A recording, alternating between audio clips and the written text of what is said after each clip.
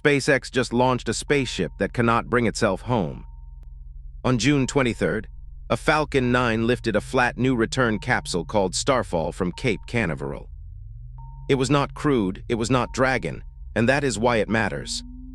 Starfall is built like a small space drop box, roughly 10 feet across, about 2.5 feet tall, and designed to carry cargo back through the atmosphere. That shape changes the question. A satellite tries to stay up. A crew capsule protects people.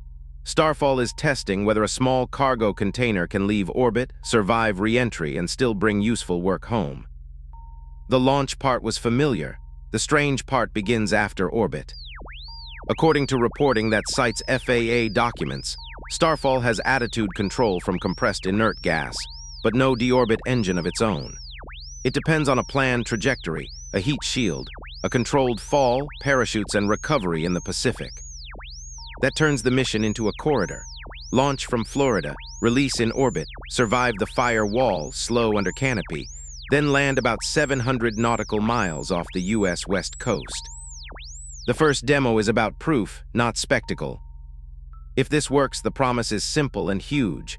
Experiments, materials, or urgent cargo could go up, spend time in microgravity, then come home without waiting for a human spacecraft.